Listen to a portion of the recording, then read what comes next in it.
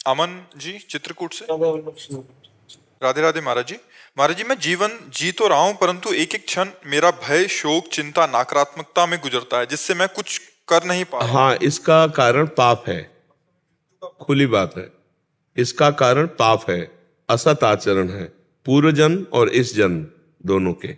अगर इस जन्म में असत आचरण न हो तो पूर्व जन्म का आचरण का प्रभाव आएगा, पर वो भयभीत नहीं कर पाएगा, वो शोकित नहीं कर पाएगा, वो चिंताग्रस्त जैसा आप बोल रहे हो ऐसा नहीं कर पाएगा। आएगा, जैसे शरीरों में रोग आता है, कोई घटना आती, विपत्ति आती, पर हमारा जब भगवान से संबंध है, आश्रय है, तो हमें फिर भय नहीं रहता, हमें चिंता नहीं रहती। भगवान के चरणों का आश्रय लेने वाला निर्भय होता है, निशोक होता है, निश्चिंत होता है। क्या उसके जीवन में विपत्तियां नहीं आती? क्या प्रतिकूलता नहीं आती? क्या समस्या नहीं आती? आती हैं, लेकिन बहुत बड़े से भरोसा है, कनेक्शन बहुत बड़े से है, तो हर विपत्ति उसके लिए निपटने लायक हो जाती है। ऐसी कोई विपत्ति नहीं जो उसको परास्त कर दे। जिसने भगवान का भरोसा लिया है, जो भगवान का, परमात्मा का सुमिरन करता है, शरीर छूट सकता है लेकिन दुर्गति नहीं हो सकती। शरीर छूटेगा, परम पद मिलेगा, उत्तम गति प्राप्त होगी। हम ये नहीं कहते शरीर नहीं छूटेगा, शरीर छूट गया। बड़े बड़े महापुरुषों का शरीर छूटा है, गुरुजनों का शरीर छूटा है, उन्होंने धर्म के लिए शरीर छोड़ दिया, लेकिन आज उनका यश गाया जाता है। उनके वचनों के अनुसार हम चलकर परम पद को प्राप्त करते हैं, परमात्मा को प्राप्त करते हैं। तो चिंता, शोक, भय, ये जिसके अंदर, विषाद ये जिसके अंदर है, वो पाप का कारण है। पाप होता है मोह से, अज्ञान से। अज्ञान के कारण ही ये चिंता, शोक, भय है। यदि अज्ञान दूर हो जाए, पाप दूर हो जाए, तो अभी निश्चिंत, निशोक, निर्भय हम हो जाएं। वो होता है भगवान के भजन से। जब तक भजन नहीं होगा तब तक कुछ समस्याओं का समाधान नहीं होने वाला। इसीलिए हमारे हर प्रश्न का उत्तर होता नाम जप। आप जितना नाम जप करेंगे उतना ही आपका हृदय शुद्ध होगा, आपके विचार शुद्ध होंगे। पूरी की पूरी सब सुविधाएं दे दी जाएं विचारहीन पुरुष को, ध्यान रखना हमारे शब्दों को, हर सुविधा जितनी मांग है उसको सब दे दी जाए, पर वो विचारहीन पुरुष हो, कभी सुखी नहीं हो सकता। और जिसके पास एक भी सुविधा ना हो लेकिन विचार पवित्र हो, वो सुखी होगा, मुस्कुराता मिलेगा। विचारवान पुरुष ही सुखी होता है। जब हमारे विचार नकारात्मक बढ़ने लगते हैं, निगेटिव हो जाते हैं, तो हमें डिप्रेशन में भी पहुंचा देते हैं, और यहां तक कि मृत्यु का भी दंड दे देते हैं। विचार ही तो है, ये विचार ही तो है। ये विचार जो पवित्र होते हैं वो भजन से होते हैं, दूसरा किसी से नहीं, न रुपये से, न पैसे से, न पद से, न प्रतिष्ठा से। विचार जो पवित्र होते हैं वो भजन से होते हैं। भजन ना होने के कारण बहुत अच्छा जीवन दुर्विचार में नष्ट कर दिया। जितनी जेल भरी है वो विचार दूषित वालों से भरी है। विचार दूषित हुआ, गलत काम हुआ, कानून के अंतर्गत अपराध बना, जेल भोग रहे। अगर कानून ने नहीं जाना तो भागवतिक विधान से दंड मिलेगा। नाना प्रकार के रोग, नाना प्रकार की विपत्तियां, नाना प्रकार की समस्याएं दूषित विचार का ही फल है। हमारे विचार शुद्ध होंगे सिर्फ भजन से, दूसरा कोई उपाय नहीं है। विचार हो तो एक रोटी भी तुम्हारी जो दी हुई है वो दूसरे के बहुत बड़े काम में आ गई। तो विचार शुद्ध भजन से होते हैं। इसलिए परमात्मा को जो नाम प्रिय हो, जो नाम प्रिय, हमारे प्रभु के बहुत से नाम हैं, अनंत नाम हैं।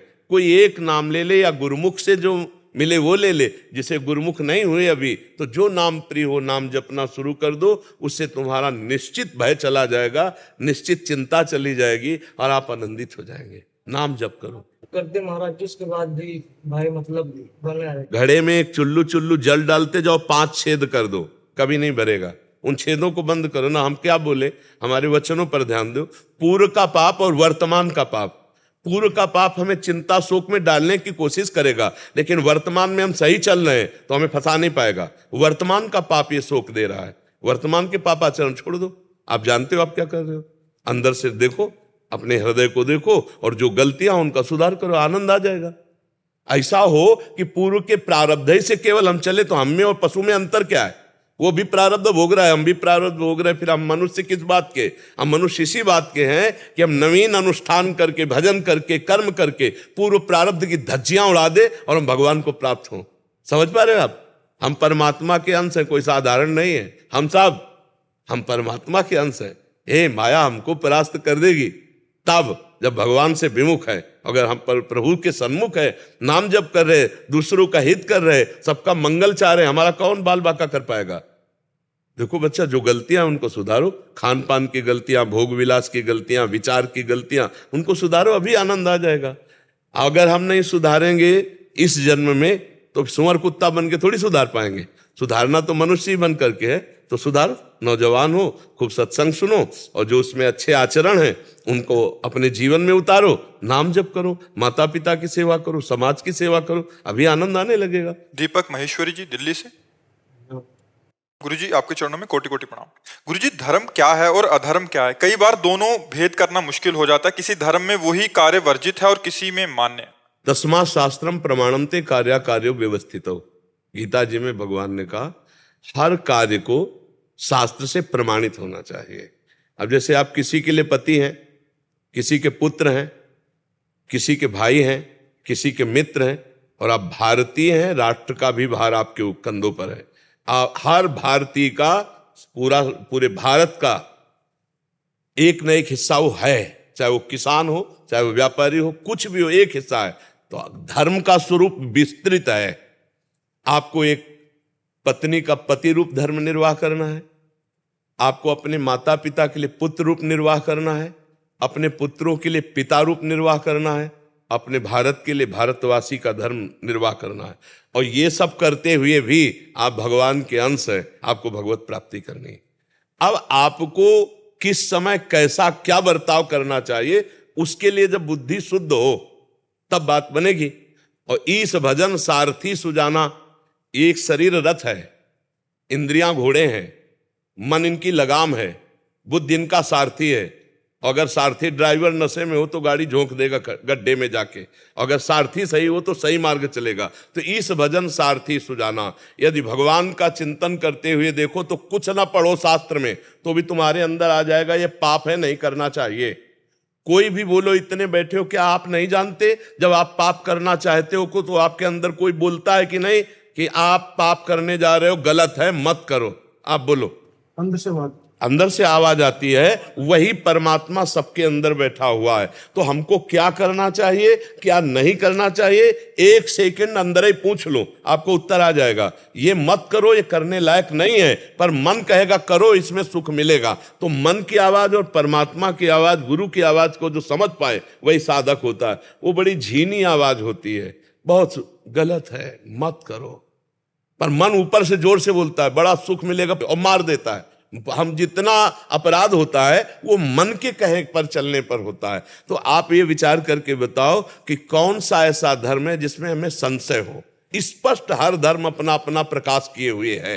स्पष्ट पति का क्या कर्तव्य है, आप थोड़ा सा एक सेकंड रुकिए और अंदर से पूछिए तो आपके अंदर उत्तर आ जाएगा, यहां मैं गलत होने जा रहा हूं, पत्नी के साथ जो मैं व्यवहार करना चाहिए वो मैं गलत कर रहा हूं, अंदर आएगा। पर अहंकार के कारण, क्रोध के कारण, वासना के कारण आप उस बात को सुनेंगे नहीं तो हर ग्रंथ का उत्तर यही है, हृदय में।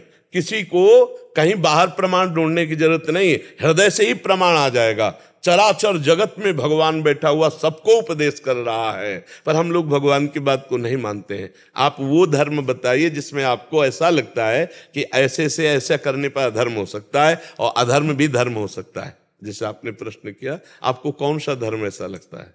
सनातन धर्म में हम जीव हत्या पाप मानते हैं, सब कुछ है। ये प्रश्न करने का अधिकार उसको है जो संपूर्ण राष्ट्र का संचालन कर रहा है, जिसके कांधे पर कई देशों का, कई धर्मों का पूरा भार है। उसको हम ये उत्तर देने के लिए समर्थ हैं। लेकिन आपको पर्सनल अपना देखना है कि आप सनातन धर्म का सांगोपांग अनुष्ठान पूरा करते हैं कि नहीं, क्योंकि आपके ऊपर संपूर्ण धर्मों का या संपूर्ण राष्ट्रों का भार नहीं है ना। तो आप पर्सनल अपना प्रश्न कर सकते हैं, क्योंकि आपका उत्तर देना हमारे लिए वो व्यर्थ होगा। आप एक परिवार में हैं, आप एक प्रांत के, किसी गांव के या किसी शहर के एक मकान में रहते हैं और आप अपने धर्म को जानते हैं, उस जानने में कितनी कमी है, उस जानने वाली बात को कितना पालन करते हैं, ये सिर्फ आपको देखना है। जब आप ऐसे समर्थ हो जाएंगे तो धीरे धीरे आप आगे बढ़ जाएंगे। और हम लोग क्या करते हैं कि जब ऐसे प्रश्न करते हैं तो उसमें राग द्वेष की संभावना होती है, क्योंकि स्थिति होती नहीं है। हमारा यहाँ का उद्देश्य, जो अध्यात्म का उद्देश्य है, पहला एक ये है कि एक मेरे भगवान का बगीचा है, उस बगीचे में विविध फूल हैं, हम किस फूल के आशिक हैं मुझे ये देखना है। वो फूल मुझे चुनना है बगीचे से, पूरा बगीचा तो नहीं कटवा देना। घोर गाली देने वाले, घोर अपराध करने वाले को भी गले लगाकर उसे परम शांति प्रदान करना, ये हमारा धर्म कहता है। आपको समझ में आ रहा है जी? अगर अब आपको सनातन धर्म के विषय में कोई संशय हो तो आप पूछ सकते हो। एक गुरुजी, मन बड़ा व्यथित रहता है सारे दिन। हम आपसे एक बात पूछते हैं, कोई ऐसा सुख बकाया रह गया क्या जिसको आप जानते हो और भोगा ना हो? आपसे इसलिए पूछ रहा हूं कि आप जनरल गृहस्थ वेश में है का कोई सुख? नहीं। जो लगभग इसका मतलब अभी एक सुख है जिसे आप जानते हो और नहीं भोगा, वो भगवदानंद। ये नहीं, इसे नहीं भोगा ना, बस उसी के लिए छटपटा रहा है। वो सब कुछ भोग लिया है लेकिन उसी के लिए वो छटपटा। अगर वो मिल जाए तो ना घबराहट होगी और ना मृत्यु का भय होगा और ना अभाव होगा। अभी अभाव है, अभी ऐसा लगता है जो चाहिए वो नहीं है। लगता है ना, सब कुछ है लेकिन ऐसा लगता है जो चाहिए वो नहीं है। वो है परमात्मा। उसकी प्राप्ति होने के बाद फिर ब्रह्मभूता प्रसन्नात्मा न शोचति न कांक्षति समाः सर्वेषु भूतेषु मद भक्तिम लभते पराम। जिसके प्राप्त होने के बाद कुछ प्राप्त करना बाकी नहीं रहता, जिसके जानने के बाद कुछ जानना बाकी नहीं रहता, उसे परमात्मा कहते हैं। और उसी को प्राप्त करने के लिए मन अव्यक्त रूप से छटपटा रहा है। अब वो प्राप्ति हो जाए तो आनंद हो जाए, क्योंकि जो जो चाहिए वो लगभग सब भोग लिए। आप गृहस्थी में सब भोग लिए, अपना पराया सब भोग लिए, लेकिन जो वास्तविक चाहिए वो नहीं मिला अभी तक।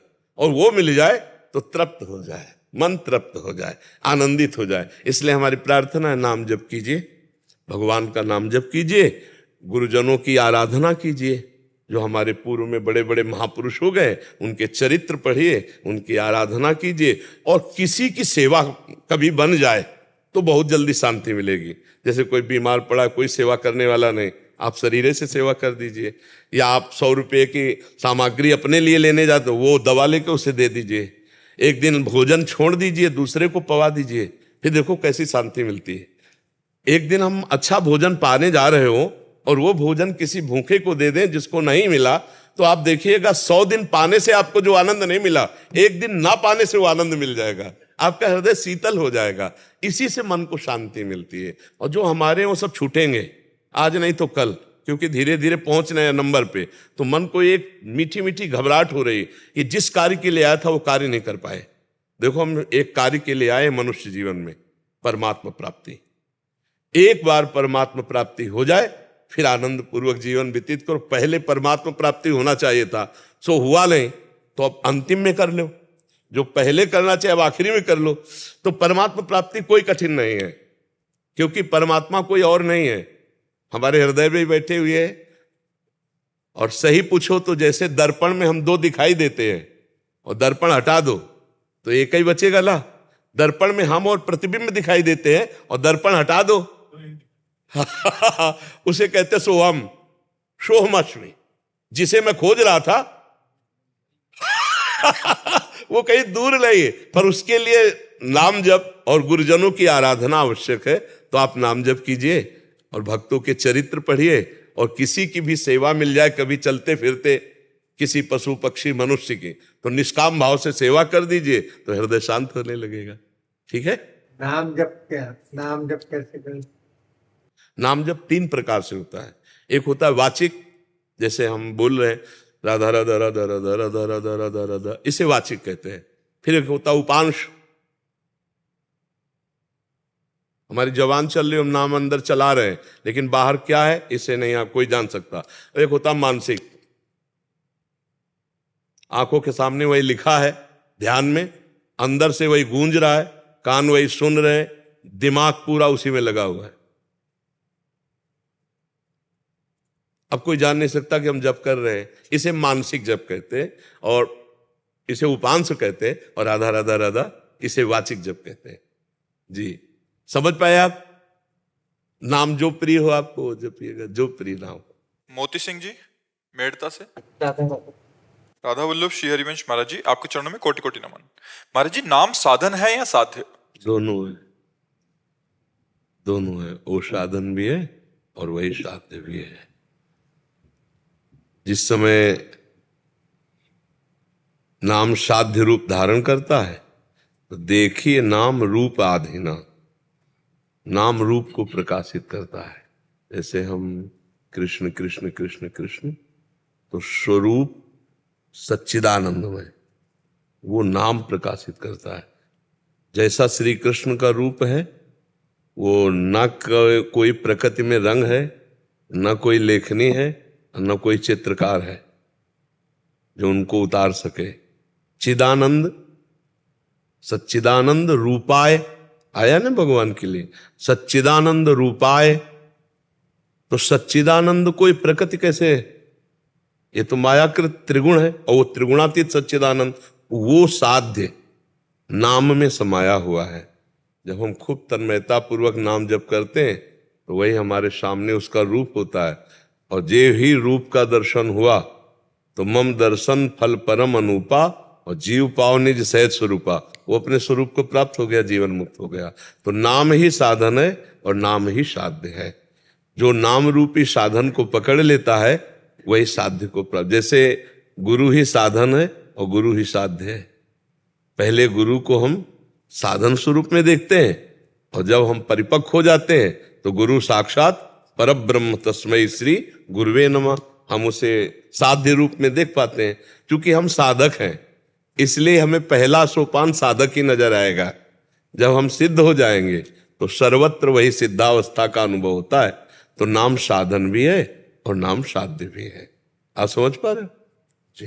विभोर मिश्रा जी नरवल से। जय श्री राम। अरे जय श्री राधे। श्री राधे महाराज जी। महाराज जी, इनके बहुत सारे प्रश्न थे। इनके कहने का, गुरु जी, मृत्यु क्या है, जीवन क्या है, जन्म क्या है, नींद क्या है, ईश्वर क्या है, सुंदरता क्या है, दुख क्या है, ध्यान क्या है, सुख क्या हम है? सब प्रश्न का प्रश्न कर रहे हैं, तुम क्या हो? मैं इस शरीर का सारथी बना हुआ हूँ। कुछ नहीं, सारथी कौन है? मैं कुछ नहीं हूँ, क्योंकि मैं अपना परिचय क्या दूं? मैं कुछ नहीं हूँ। तो भी प्रश्न ही नहीं बनता ना। कुछ नहीं से कोई प्रश्न होता है भाई? कुछ नहीं से कोई प्रश्न होता है? प्रश्न करता तो बने हो ना, तो कुछ नहीं प्रश्न करता।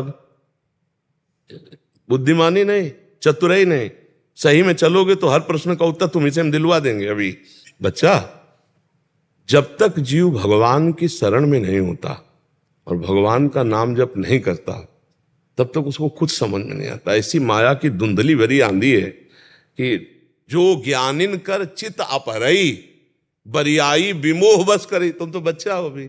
जो ज्ञानी महात्मा है उनकी भी आंखों में धूल झोंक कर उनकी तपस्या अपहरण कर ले जाए, ऐसी माया भगवान की विचित्र है। हम पहले ये स्वीकार करें कि हम भगवान के अंश हैं। मानते हो अपने को? तो आप कुछ नहीं हुए नहीं बोलोगे। आप क्या बोलोगे? मैं भगवान का हूं। भाषा बदलो। मानते हो कि नहीं? पहले मानते भगवान के अंश हो, ये मानते हो आप? क्योंकि ये शरीर तो एक मनोरथ है, इसको चलाने वाली बुद्धि है, और इस शरीर रूपी रथ में बैठने वाला जो है रथी, वो भगवान का अंश है। तुम सारथी नहीं हो। सारथी बुद्धि है, मन लगाम है, इंद्रियां घोड़े हैं, शरीर रथ है, तुम बैठने वाले हो। बैठने वाला कौन है? ईश्वर अंश, जीव अविनाशी, चेतन अमल, सहज सुख राशि। हर सवाल का उत्तर इसी में आता चला जाएगा। समझ पाए आप कौन है? अब आपसे पूछे आप कौन, तो आप क्या बोलोगे? भगवान का अंश। भगवान का अंश है। अब आपका उद्देश्य क्या है? जीवन। आपका जीवन क्या है? भगवान को जान लेना या अपने को पहचान लेना। 22 साल से इस कमरे में अपने को एक सेकंड भी नहीं मिले। आप नहीं मिले ना अपने से? बढ़िया उत्तर दे रहे हो। इसी को जानना जीवन है, और इसी का ना जानना मृत्यु है। जब अपने को नहीं जानते और शरीर पे राग कर बैठे तो शरीर के द्वारा जो शुभ अशुभ कर्म बने तो पुनरपि जननम पुनरपि मरणम पुनरपि जननी जठरे शयनम, बार बार जन्म बार बार मृत्यु, बार बार माँ के गर्भ में, यही भूल हमको ले जाती है। इस मनुष्य जीवन का लक्ष्य क्या है? भगवान का भजन करके भगवान को जान लेना, भगवान को पा लेना या अपनी पहचान जान लेना। नर्तन कर फल विषय न भाई, भजिए राम सब काम बिहाई। भजन ना होना और भोगों में रमण करना यही मृत्यु है। जिन हरि भगति हृदय नहीं आनी, जीवित सब समान ते प्राणी। जीता हुआ मुर्दा टहला है, जिसके जीवन में भगवान का चिंतन नहीं, भजन नहीं, जीता हुआ मुर्दा है। गोस्वामी जी कह रहे हैं मनुष्य जीवन का लक्ष्य क्या? भगवत प्राप्ति, अपने स्वरूप का बोध हो जाना। मृत्यु क्या? अपने को भूल जाना, शरीर राग में फंस जाना। सारे प्रश्नों का उत्तर तुम्ही से तुमको मिल जाएगा। बस तुम भगवान की शरण में होकर नाम जप करना शुरू करो। आप भगवान के चैतन्य घन अंश हो, आप में सारी शक्तियां हैं। आप अपनी शक्तियों का स्मरण करके उनको जागृत करो। वो है नाम जप, मंत्रानुष्ठान, दूसरों का उपकार करना, पापाचरण से अपने को रोक पाना। अगर रोक पाए तो फिर जीवन प्रकाशमय हो जाएगा। अगर पापाचरण होते रहे तो फिर अंधकार नहीं हटेगा, ज्ञान अंधकार छाया रहेगा। समझ पा रहे हो? सारे प्रश्नों का उत्तर मिल जाएगा आपको। भजन नहीं है तो फिर टिकेगा भी नहीं। कोई उत्तर दे दो, कोई उत्तर टिके, ऐसे में टिकता है, ऐसे में नहीं टिकता। जो भजन करने वाला होता है ऐसे होता है, जो भजन भगवान से विमुख होता है वो अहंकारी ऐसे होता है, उसमें कुछ नहीं टिकता है। तुम नाम जप करो, भगवान के आश्रित रहो, माता पिता की सेवा करो, समाज की सेवा करो, इनमें सब में भगवान विराजमान है। यही जीवन का लक्ष्य है कि भगवान की हमें एन किन प्रकार प्राप्ति हो जाए। और अगर प्राप्ति न हो सो परत्र दुख पावई, सिर धुनि धुनि पछताए, काल ही कर्म ही ईश्वर मिथ्या दोष लगाए। जो न तरय भव सागर, असमाज नर पाए, स्वति निंदक मंदमति आत्महनन गति। वो आत्महत्यारा है, वो दुर्गति को प्राप्त होगा जो मानव देह प्राप्त करके पापाचरण करता और भगवान की प्राप्ति नहीं कर लेता। नाम जप करो, सब प्रश्नों का उत्तर मिल जाएगा। 10 साल से डायलिसिस करा? नहीं सर, मैं वहाँ काम करता हो? अच्छा, मैं अच्छी मैं चाहता हूँ कि लोगों की इस तरह से सेवा करता। हाँ बिल्कुल, बहुत, क्योंकि डायलिसिस जो कर जिनके होते हैं ना उनको उत्साह बढ़ाना बहुत आवश्यक है। हाँ, वो बोर ना हो पाए, वो अपने में निगेटिव भावना ला पाए। और नॉन पेशेंट है वो कैसे क्या गाइड कर सकता हूँ, थोड़ा सा आप मार्गदर्शन दीजिए। 15 साल से मैं उनकी सेवा कर रहा हूँ। देखो, हम सबसे ज्यादा समझते हैं कि अगर देखो प्रारब्ध के अनुसार रोग तो आ ही गया है, अगर उनको हम किसी तरह उत्साह दे पावे, भगवान से जोड़ पावे, तो वो मन अगर विचार उत्साह युक्त हो जाए तो झेल सकते, नहीं तो बहुत कष्ट पड़ेगा। एक चीज है, तो आजकल छोटे छोटे बच्चे और जवान लड़के इतने आ रहे हैं, वो ना डॉक्टर के पास जाता है कि ऐसी ऐसी दवाइयाँ ले रहे हैं जिनकी वजह से छोटे छोटे 18 साल के बच्चे हमारे पास आ रहे हैं। मैं सरकारी हॉस्पिटल में हूँ साहब, मैं गवर्नमेंट एम्प्लॉय। 18 साल के बच्चों का भी डायलिसिस? 6 साल 7 साल के बच्चे हमारे पास आ रहे हैं जिनका हम डायलिसिस कर रहे हैं। मैं निवेदन आपसे ये करूंगा कि आप कुछ ऐसा सबको बताइए कि वो गंदी दवाइयां ना लें। वो सर कहीं जाते हैं, हेवी इंजेक्शन ले लेते हैं, तो उनको पता नहीं होता, हाई ग्रेड फीवर होता है, तो उस वजह से वो गलत दवाई ले लेते हैं और उनकी किडनी। हाँ, ये टेप हो रहा है, ये जाएगा। आपकी बात सुनेंगे सब। हाँ, पुनः आप। मैं सबसे यही रिक्वेस्ट करना चाहूंगा, आप कभी भी कोई भी हाई ग्रेड फीवर हो, कोई भी बीमारी हो, तो आप किसी भी तरह की दवाइयां ना लिए कि मुझे जल्दी ठीक कर दें। वो आपको हेवी डोज इंजेक्शन देते हैं, उससे आपकी किडनी इफेक्ट होती है, उससे आपकी जान भी जा सकती है। 18 साल 16 साल 14 साल 22 साल ये यंग पेशेंट यूपी के बहुत आ रहे हैं, जिनको देख के हमें खुद को ऐसा लगता है कि हमारे देश को क्या हो रहा है। बिल्कुल, क्योंकि किसी का बच्चा है, किसी की माँ है। हाँ, तो मैं आपसे, महाराज जी, मैं बहुत छोटा हूँ पर मैं आपसे रिक्वेस्ट करता हूँ। ये समाज के लिए बहुत बड़ा मैसेज जाएगा। हाँ, आप जो बोल रहे हैं लाखों लोग सुनेंगे इसको। और मैं सबसे ये रिक्वेस्ट करूंगा कि ढंग के डॉक्टर से ट्रीटमेंट लें ताकि आपकी किडनी बच सके। अच्छा, स्वेच्छा से मेडिकल से ना खरीदे, अच्छे डॉक्टर के गाइड में ही दवाइयाँ खरीदें। मैं कल शाम को सर यहाँ वृंदावन में भी गया था महाराज जी, तो यहाँ गया तो एक आदमी बोलता है कि मुझे एंटीबायोटिक दे दो, मुझे कल कहीं जाना है। हाँ बिल्कुल। अब आपको पता होना चाहिए कि एंटीबायोटिक का क्या रोल है, हाँ वो आपको कैसे फायदा करेगी, कैसे नुकसान करेगी। हाँ बिल्कुल। तो उसकी वजह से भी आपके गुर्दे किडनी खराब हो रही है। तो मैं आप सबसे रिक्वेस्ट करूंगा महाराज जी के माध्यम से, महाराज जी के आशीर्वाद से, बिल्कुल। कि आप सब इसको प्लीज अवॉइड करिए। हाँ बिल्कुल, लोग सुनेंगे और लाभ भी लेंगे। और सबसे बड़ी दवा है कि यदि मरीजों को जो आपके पास आते हैं उनका उत्साहवर्धन करें वचन के द्वारा, और उनको नाम जप करने के, भगवान से जुड़ जाए तो एक सहारा मिल जाता है। भगवान से अगर चित्त जुड़ जाए तो आनंद मिल जाए। प्रसन्न रहना सबसे बड़ी औषधि होती है, और वो प्रसन्नता तभी हो सकती है जब भगवान से जुड़े। नहीं अर्थ की समस्या, शरीर की समस्या, शरीर से अब कोई कार्य नहीं हो सकते। जैसे मान लो जो किडनी पेशेंट हैं, अब वो फावड़ा नहीं चला सकते, अब वो हल नहीं जोत सकते, वो भारी वजन वाले काम नहीं कर, छोटे मोटे, हाँ, तो उनको कई तरह की समस्या होती है। तो उन समस्त समस्याओं से जूझने का एकमात्र उपाय भगवान का भरोसा, भगवान का नाम जप, भगवान का आश्रय। और आपका ये मैसेज जाएगा और लाखों लोग सुनेंगे और उससे सुधार भी होगा जी। लेकिन मेरा एक सवाल था, मुझे मतलब बहुत शॉर्ट टेम्पर होता है, गुस्सा बहुत ज़्यादा आता है। कभी कभी बहुत ज़्यादा गुस्सा आ जाता है छोटी छोटी बातों पे, और वो आगे चल के वो बात बहुत बड़ी बन जाती है। अगर थोड़ा बच्चा नाम जब बढ़ाओ तो विचार पवित्र हो जाए। हमारी जो बुद्धि नकारात्मक सोच की तरफ ज्यादा जाती है। गुस्सा कब आता है? निगेटिव में गुस्सा आता है, पॉजिटिव में तो कभी गुस्सा आएगा नहीं। नहीं, अनुकूलता में कभी गुस्सा नहीं आता, प्रतिकूलता में ही तो आता है ना। हम प्रतिकूल को अनुकूल बना सके, ऐसी हमें बुद्धि में प्रवीणता होनी चाहिए। हर प्रतिकूलता को, हर निगेटिव को हम पॉजिटिव ले आवें। ये तभी हो सकता है जब हम भगवान के भरोसे और नाम जप करें, आश्रय भगवान का और नाम जप। जैसे आपको कोई कटुवचन बोल रहा है, हम वहाँ पॉजिटिव सोचते हैं कि हमें कोई शारीरिक दंड मिलना था, तो मेरे भगवान ने कटुवचन सुना करके मेरे हृदय में जलन पैदा करके उसे हटा दिया। इसलिए धन्यवाद जो कटुवचन बोल करके मुझे शारीरिक दंड से बचा दिया। पॉजिटिव चिंतन। अगर निगेटिव चिंतन, इसने क्यों बोला, अब वो निगेटिव फंसता चला जाएगा इतना कि आप हो सकता है कि जलन में काफी समय व्यतीत कर दें। तो इसलिए हमें लगता है भगवान का नाम जप ही हमारी बुद्धि को शुद्ध करेगा, और शुद्ध बुद्धि पॉजिटिव हर बात लेती है, और अशुद्ध बुद्धि में निगेटिव बात आता है। और अगर निगेटिव आने लगे तो बेमतलब निगेटिव, अगर कोई बोले ना भी तो भी निगेटिव आ जाएगा।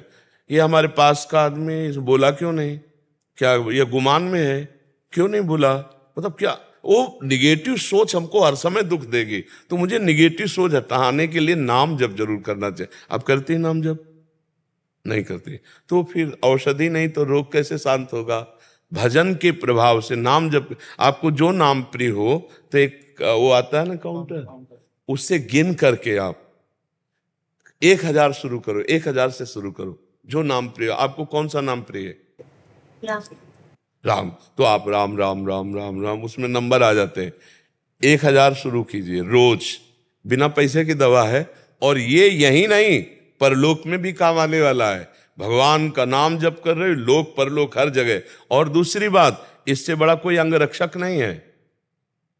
जानकी जी कैसे रावण के यहाँ सुरक्षित है अशोक वाटिका में, नाम पाहरू दिवस निशि, ध्यान तुम्हार कपाट, रात दिन राम राम राम राम। तो ये अंग रक्षक भी है, रात दिन तुम्हारा मंगल करेगा। जैसे राम राम जप रहे हो ना, हाँ, जो राम राम या हरि हरि या राधा राधा रटता है, भगवान उसकी रक्षा करते हैं। इसलिए कहीं भी रहो, जब नाम जपोगे तो लगेगा भगवान मेरे साथ है, भगवान मेरे हैं। तो 1000 नाम तो जपना शुरू कर दो, ज्यादा समय नहीं लगे। हमें लगता है राम राम राम राम रटा जाए तो 15 मिनट में 1000 हो जाएगा।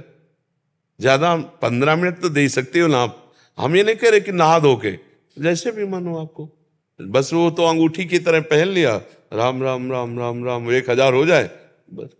फिर चलते फिरते जब मनावे जप लो, नहीं तो 1000 का नियम ले लो कि 1000 नाम रोज जपेंगे। फिर जो अगला प्रश्न हो तो उसका हम समाधान बताएंगे, ठीक है? प्रभु जी प्रणाम। मुझे ऐसा लगता है कि जितनी मैं मेहनत करती हूँ उसका रिटर्न नहीं मिलता मुझे जी। कभी कभी क्या होता है कि पूर्व का जो प्रारब्ध होता है कि हम बहुत अच्छी सफलता पूर्वक जिस कार्य में प्रयत्नशील हैं, वो सफलता प्राप्त नहीं होती। पूर्व का प्रारब्ध जो है कभी कभी हमें बाधा पहुंचाता है। उस पूर्व के प्रारब्ध को नष्ट करने के लिए तो अनुष्ठान होते हैं, जैसे कोई मृत्युंजय अनुष्ठान करता है, कोई अलग अलग मंत्रों का अनुष्ठान करता है, तो आप नाम का अनुष्ठान कीजिए। जैसे इनको बताया कि आप 1000 नाम जप कीजिए, तो आप भी तो जप सकते हैं ना। आपको क्या प्रिय है भगवान का नाम? जी मैं राम राम लिखती हूँ। कितना? आधा घंटा। लिखती हो? नहीं, जपो। जैसे कागज में लिखती हो ऐसे दिमाग में लिखो, और 1000 बार तो करो। आधा घंटा करोगे तो 2-3 हजार हो सकता है, 2000 हो सकता है, और निश्चित इससे आपको लाभ मिलेगा। भगवान का नाम अमोघ है, इससे हर कामनाओं की पूर्ति होती है। पूर्व में हमसे गलतियां तो हुई है ना, वर्तमान में भी गलतियां होती हैं। जो गलतियां किसी से नहीं प्रकाशित होती वो भी तो हमारे जीवन के रजिस्टर में तो लिखी है ना, उनका दंड तो मिलेगा ना। तो पूर्व में बहुत सी ऐसी गलतियां हैं जो हमें आगे सुख नहीं लेने देंगी, हमारी सफलता में बाधा पहुंचाएंगे। उसके लिए भगवान का नाम है। जितना नाम जप करेंगे वो हमारे उन बाधाओं को नष्ट करेगा। तो नाम जप करो और पवित्र विचार रखो, दूसरों को दुख न पहुंचे, कष्ट न पहुंचे, तो अपने आप भगवान हमारा मंगल करेंगे। चिंता तो करनी नहीं है ना। एक बार असफल होंगे तो 2 बार 3 बार हम प्रयास करेंगे, सफलता मिलेगी। मनुष्य जीवन में असफलता में निराश नहीं होना चाहिए। हम सफल होंगे, निश्चित सफल होंगे, हमारे पास भगवान का बल है, ऐसा रखना चाहिए भाव। और नाम जप करो, ठीक है। श्री हरिवंश। अरे भाई श्री हरि। राधा रासेश्वरी रम्या कृष्ण मंत्रादि देवता सर्वाद्या सर्वंद्या वृंदावन विहारिणी वृंदा राज्य रमा शेष गोपी मंडल पूजिता सत्या सत्य परा सत्य धामा श्री कृष्ण वल्लभा वृषभानु सुता गोपी मूल प्रकृतीश्वरी गांधर्वा राधिका रम्या रुक्मणी परमेश्वरी पराट परतराट पूर्णा पूंचंदनी भानना मुक्ति मुक्ति प्रदादे भव्याद विनाशिनी। बहुत सुंदर। लाल आ जाओ मैं कारा वो सच्ची एक कहानी है, वर्णन करता जिसका वह महापुरुष मर ज्ञानी है। बातें उनकी सुन के देखो बदले पीढ़ी आज की, दुनिया है दीवानी मेरे प्रेमानंद महाराज की। प्रेम सिखाते दुनिया को आनंद में हूँ, रहते हैं राधा नाम का जाप करो, ये बात को सबसे कहते हैं। राधा राधा जपते जपते जीवन उन पे वार दिया, लाडली जी कृपा लोगों ने हार दिया, लाडली जी लोगों ने भी प्यार दिया। डायलिसिस की बीमारी का रोग उनके तन में है, बनारस से वृंदावन को शिव उनके मन में है। बीच में राधा नाम मिला तो जीवन उनके नाम किया, हर रोग तन का मिट गया जब राधा नाम का जाप किया। एक समय ऐसा भी था जब महाराज जी परेशान हुए, किडनी दोनों फेल हो गई, खतरा आया जान पे, पर महाराज जी मुस्कुराते छोड़े अपनी आस को। वो कहते काल प्यारे जी ने राधे पे विश्वास को। उम्र थी 13 साल की जब लिए संन्यास, मन में अपार श्रद्धा करना झट पे था निवास। न खाने की ये चिंता न पीने का है ठिकाना, मिल जाए तो ठीक वरना भूखे पेट सो जाना।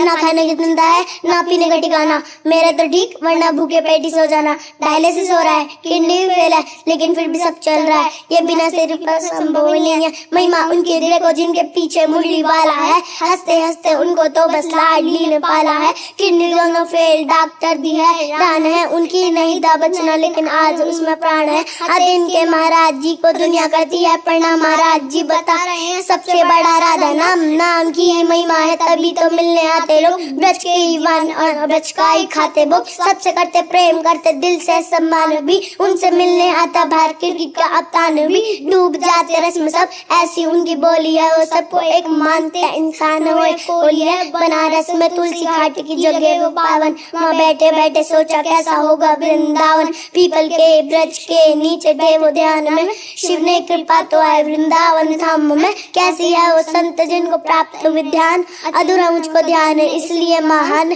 किडनी दोनों फेल घर के सारे काम, 3 बजे उठ के सुबह करते वो स्नान। हाँ पीले है वस्त्र और मस्त्र पे लगा चंदन, जब जाता उनसे मिलने सबका करते वो अभिनंदन। शब्द नहीं पास में मेरे उनके लिए क्या कहूँ, बड़ा दुर्लभ होता है सतों का दर्शन। श्री राधा के लिए कुंज जहाँ उनका निवास है, श्री वृंदावन धाम में वो परिक्रमा मार्ग है। पराघाट आश्रम के सामने वाली गली में महाराज जी से मिलने का एकमात्र वो स्नान है। करता हूँ प्रणाम मैं ऐसे माँ बाप को जिन्होंने जन्म दिया प्रेमानंद जी महाराज को। राधा राधा जपते जपते सुबह दोपहर शाम हो, उनके चरणों में मेरा कोटि से प्रणाम हो।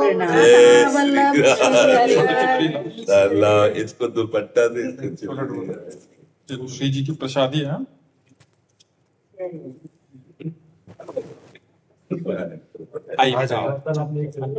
राजपुरोहित काजल जी सूरत से। राधे राधे गुरुदेव, आपके चरणों में कोटि कोटि प्रणाम। गुरुदेव, मुझे भगवान से भी बहुत प्रेम है परंतु परिवार में भी बहुत आसक्ति है, तो क्या भगवान से प्रेम के लिए परिवार से वैराग्य जरूरी है या नहीं? इसका प्रश्न, वैराग्य का मतलब क्या होता है?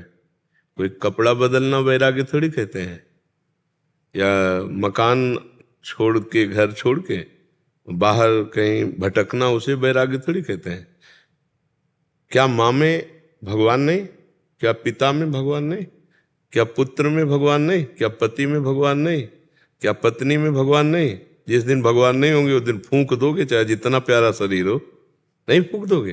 पुत्र का हो चाहे पत्नी का हो, किसी का भी हो, या तो अग्नि लगा दोगे और या जमीन में गाड़ दोगे, उसको प्यार नहीं करोगे पक्का। उस शरीर को आप नहीं रख सकते पक्का। तो आज भी अनजाने में आप माता पिता परिवार से जो प्यार कर रहे हो, भगवान से ही प्यार कर रहे हैं, तो जान के प्यार कर लो। गौर से देखो, पिता के रूप में मेरे भगवान है, माँ के हृदय में मेरे भगवान है, पति के हृदय में मेरे भगवान है, पत्नी के रूप में मेरे भगवान है, सब रूपों में भगवान है। यही बात समझना है, और क्या त्याग करना है? भाव का परिवर्तन करना है। अगर हम सब में भगवान का भाव करके सेवा करें तो हमें कहीं भागने की जरूरत नहीं, घर में ही भगवान की पूजा हो जाएगी। और मंदिर में जा करके पूजा करके आए हो, अपने माता पिता का अपमान करो, पति की अवहेलना करो, कुछ नहीं मिल पाएगा। आचरण गलत नहीं मिलेंगे आपको, नहीं मिले तो आप चाहो। अगर आपके नेत्रों में भगवान है तो आप ईंट पत्थर में भी भगवान देख सकते हो, और अगर आपके नेत्रों में भगवान नहीं तो भगवान में भी भगवान नहीं देख सकते। दुर्योधन भगवान को भगवान मानता था क्या? नहीं मानता था। और प्रहलाद जी ने खंबे से भगवान को प्रकट कर दिया। हम लोग भावना करते हैं मूर्ति पे तो भगवान विराजमान है, अनुभव होने लगता है। तो हम भावना करें अपने पति पर, अपने पुत्र पर, अपने सास पर, अपने ससुर पर, अपने माता पिता पर, उनमें भगवान नहीं। तो बस हमें ये समझना है कि हम जिन भगवान से प्यार करते हैं वो भगवान का ये मंदिर है। शरीर रूपी मंदिर में सबके हृदय में भगवान, सबके हृदय अछत विकारी निर्विकार भगवान सबके हृदय में है। समझ पा रहे ना? क्या त्यागना है, भाव बदलना है। ये सब भगवान के जन है। आप हमारे परिवार के नहीं हो क्या? आप सोचो, आप बैठे हो, यहां बैठे हो श्री जी के पास, तो ऐसा लग रहा है हमारे घर के बैठे हो। आपको लग रहा है हम पराये हैं, यहाँ आप पराये हैं, ऐसा लग रहा है आपको? इसलिए नहीं लग रहा कि हम देख रहे हैं कि मेरे भगवान सब में बैठे हैं, और आप देख रहे हो कि भगवान के जन है। भगवत भाव होने के कारण हम दोनों में प्यार है, अनजाने में भी प्यार है, अनजाने में भी अपनापन है। कोई रिश्ता प्रकट ना होने पर भी हम रिश्तेदार हैं। समझ में आ रहा है? क्योंकि हम वास्तविक रिश्तेदार हैं। हम सब भगवान के हैं, सब में भगवान है। यही बात समझने के लिए हम बचपन से घर से निकले थे, और वही बात तुम्हें हम समझा रहे हैं। घर में रहकर समझ लो तो बात बन गई। जो संतों के लाभ मिलता है सत्संग से, वो यही मिलता है कि वो जो 10वें वर्ष 50 वर्ष तपस्या करके जाने, वो 5 सेकंड में हमें बताए रहे। हम मान ले, पर समस्या ये है कि फ्री बात को कीमत नहीं समझी जाती। नहीं, हम पक्की बात कह रहे हैं, अगर समझ में आ जाए तो बेड़ा पार हो जाए। भगवान से प्यार करने वाले को कहीं भागने की जरूरत नहीं है। अपने घर में ही भगवान को देखने की कोशिश करो, बूढ़े माता पिता में, अपने परिवार के जनों में। यदि उनके चरण धो के प्रणाम करो और उनको समय से भोजन, समय से वस्त्र, और हाथ जोड़कर उनके आगे बात करो, वहीं भगवान न मिल जाए तो हमें बता देना। अब मंदिर में जाओ, खूब जल चढ़ाओ, आरती करो, घर में आओ, आतंक मचाओ, उद्दंडता करो, तो भगवान नहीं मिलने वाले। पक्की बात हम तुमसे कहते हैं। तो इसलिए कहीं भागने की जरूरत नहीं बच्चा। वैराग्य का मतलब कपड़ा बदलना नहीं, वैराग्य का मतलब भाव बदल देना।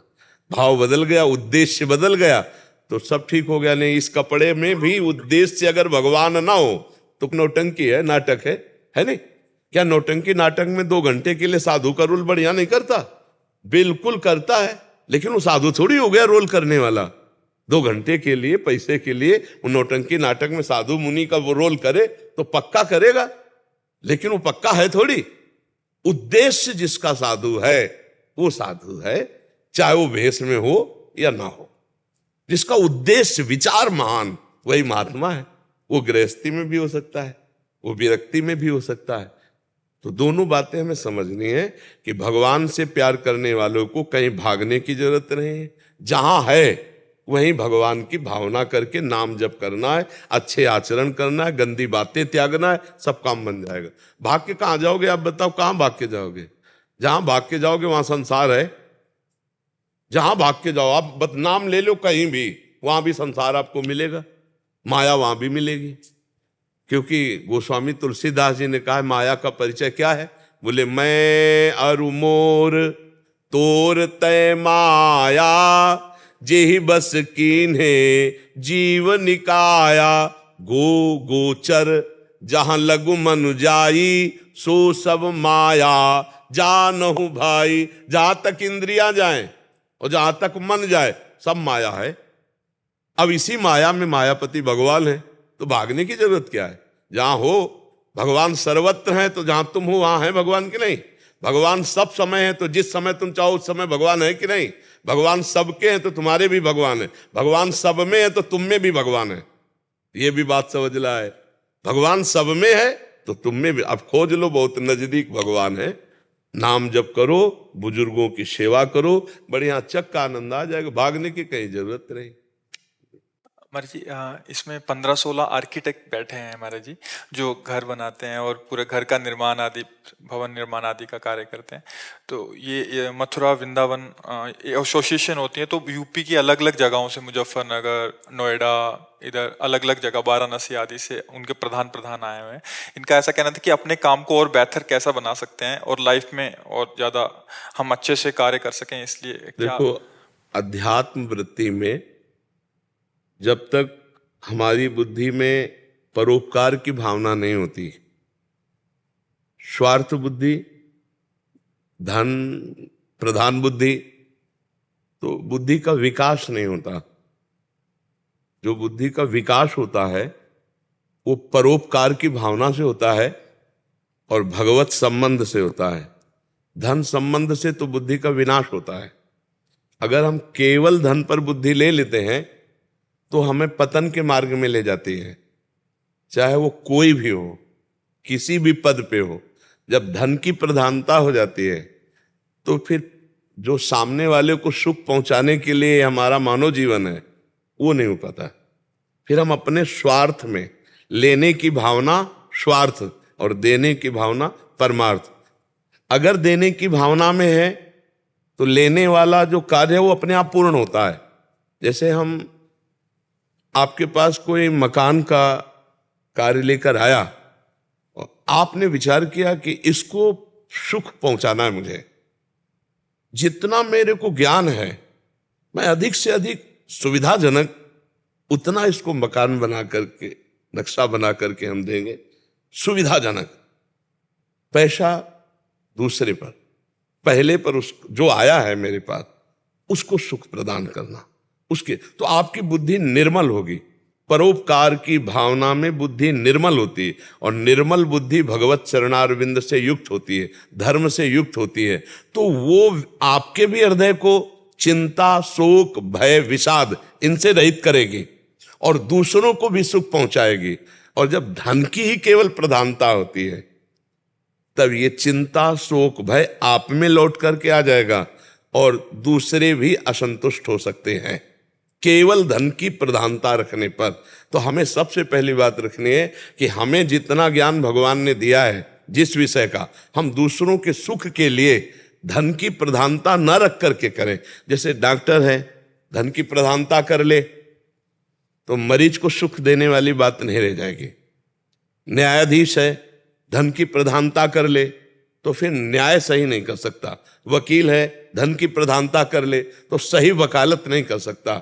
मास्टर है, धन की प्रधानता कर ले तो सही शिक्षा नहीं दे सकता। जो जहां है वो तभी सफल हो सकता है जब हमारी परोपकार की भावना हो, दूसरे को सुख पहुंचाने की भावना हो। और धन तो गौड़ विषय है और जिसके मुख्य धन होता है तो फिर वो सफलता नहीं होती, जीवन अशांत, और मृत्यु तुल्य जीवन है जिनको सौभाग्य समझ रहे हैं।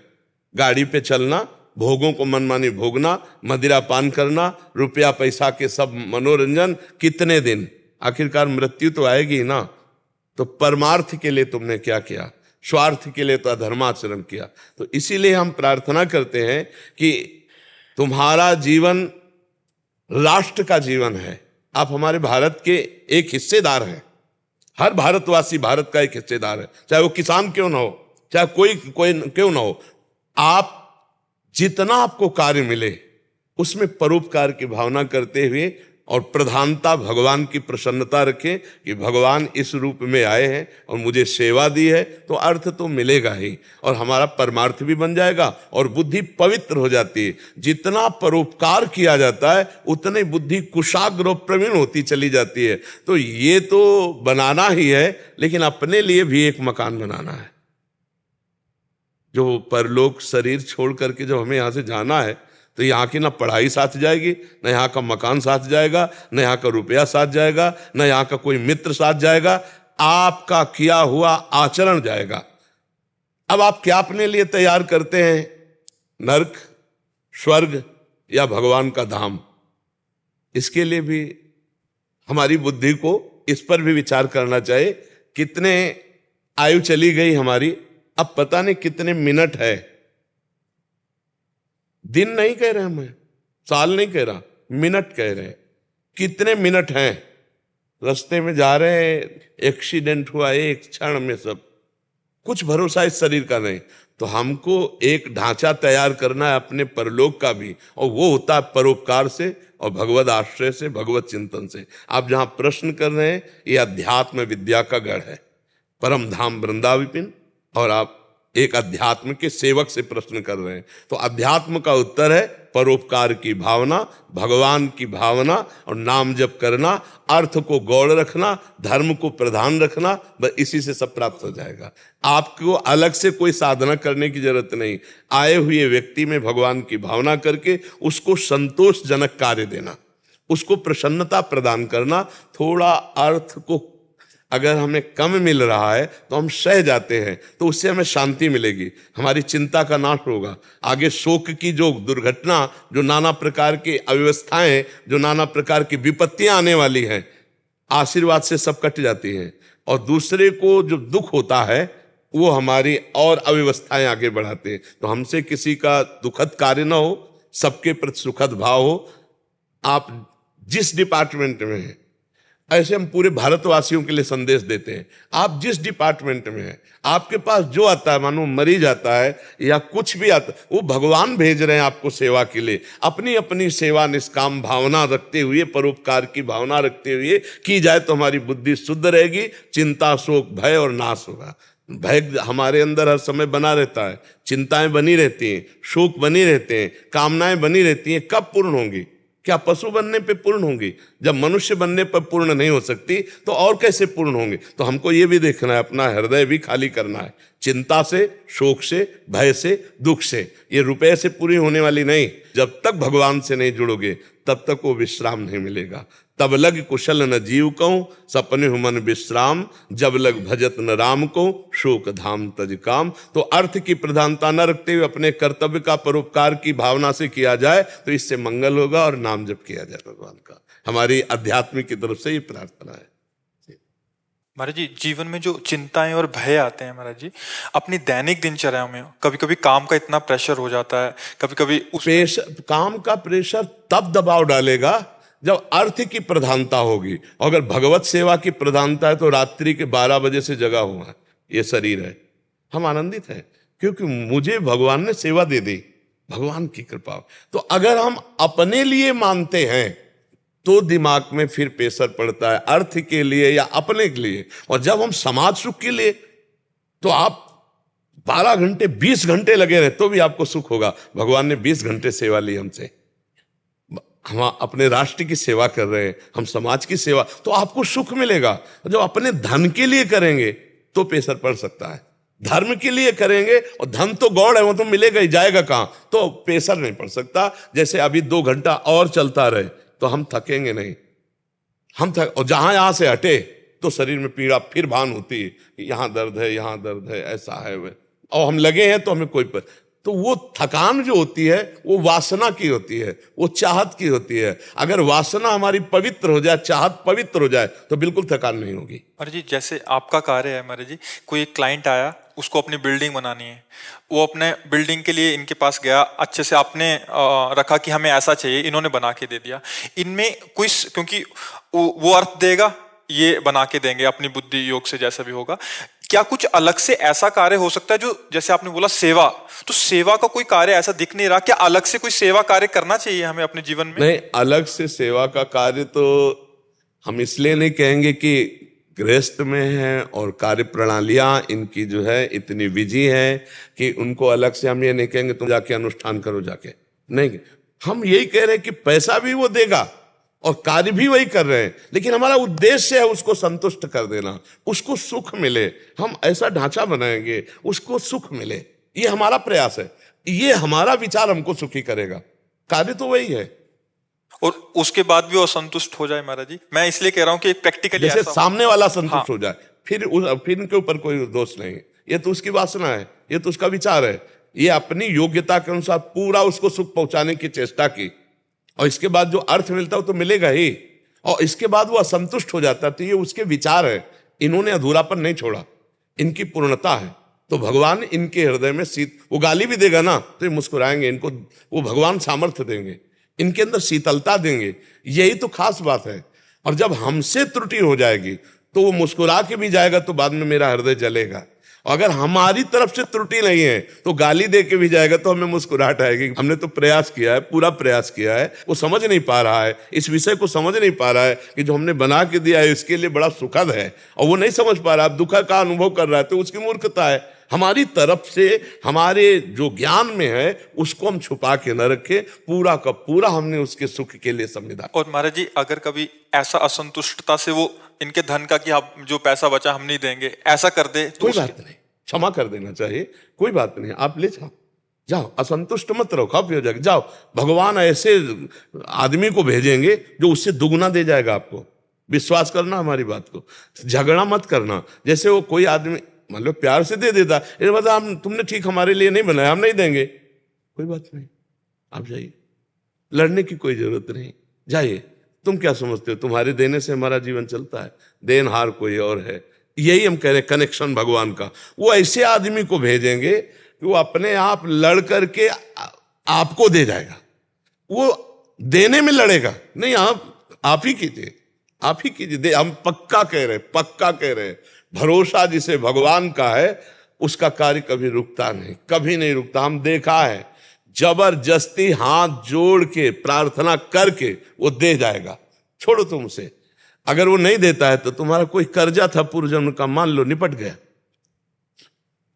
निर्माण का जो ढांचा बना के हमने दिया और हमको पैसा ले दिया तो निपट गया। झगड़ा नहीं करना कभी, यही अध्यात्म सिखाता है, झगड़ा नहीं करना, मुकदमेबाजी नहीं कर ली। हमको बैर कर लिया तो भय आ जाएगा, भय अंदर सताने लगेगा, चिंता आ जाएगी।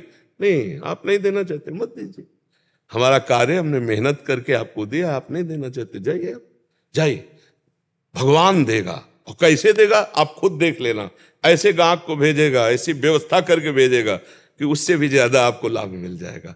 और सबसे बड़ा लाभ है हमारा परिवार स्वस्थ है, हम शांत हैं, हृदय प्रसन्न है, इससे बढ़िया लाभ और क्या है? खूब आप कमाई कर रहे, चाहे जितनी अधिक, घर में गए असंतुष्टता, नाना प्रकार की बीमारी, कलह, अशांति, ये सब अधर्म का लक्षण है। धर्म से चलो, नमक रोटी खाओ, चैन से जियो। नहीं, ऐसी बीमारियां फैल रही कि पैसा खाते चले जाए नाना प्रकार की औषधियों में, और कभी शांति मिलने वाली नहीं, पूरा जीवन रोगग्रस्त हो जाता है। अधर्म का पैसा नहीं, मेहनत का पैसा, और वो ना दे तो तुरंत क्षमा करो, हमारा कर्जा निपट गया। और देनहार कोई और है, देते रहते दिन रैन, वो सब पूरे ब्रह्मांडों का संचालन करता है, आपका भी पालन करेगा।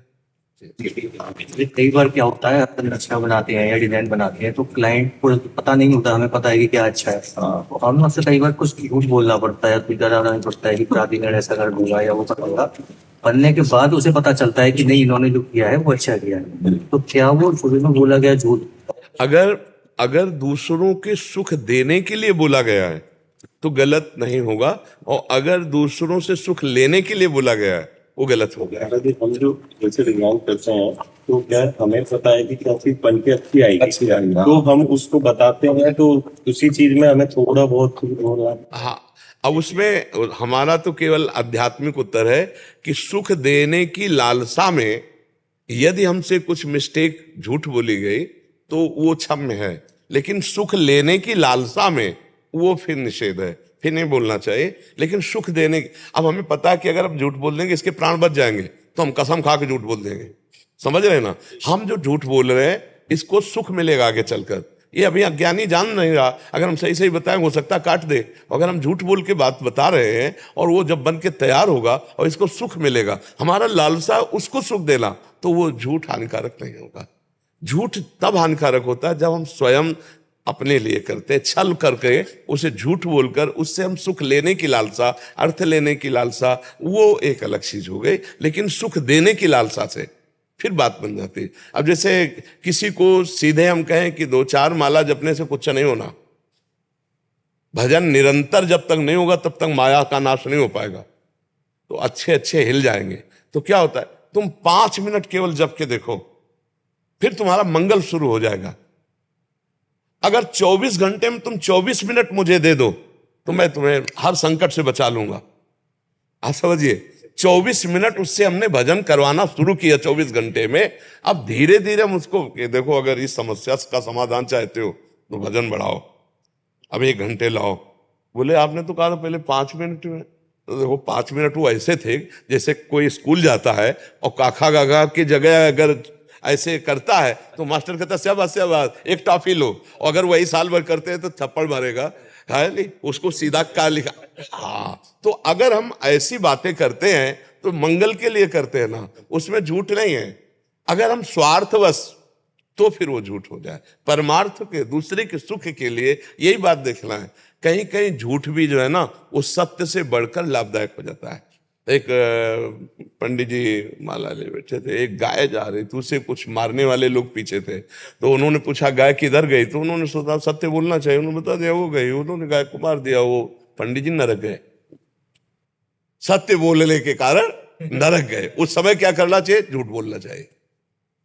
मैंने तो देखा नहीं, शायद इधर गई है दिशा बदल के। किसी की प्राण जा रहे हो तो तत्काल झूठ बोल देना चाहिए। किसी का मंगल हो रहा हो, जैसे किसी का बेटी का ब्याह है, कोई मंगल है, क्योंकि उसका जीवन बसने जा रहा है, हम थोड़ी सी बात कह देते उसका जीवन बस, और भगवान हो सकता है उसका स्वभाव बदल दे, बड़ा सुंदर स्वभाव बन। तो ऐसे ही आप जो निर्माण के लिए बोल रहे, उसके सामने वाले के सुख के लिए बोल रहे, उसमें कोई दोष नहीं है। अपने सुख के लिए बोलना दोष युक्त माना जाता है। राधा राधा राधा राधा राधा राधा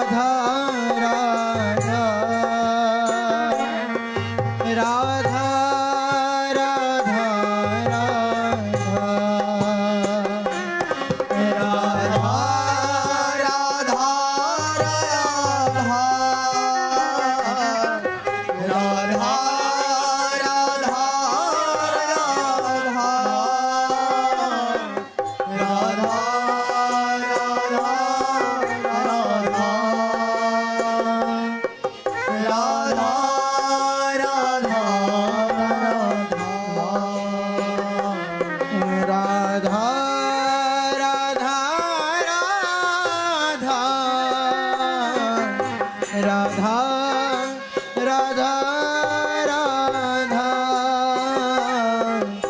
राधा राधा राधा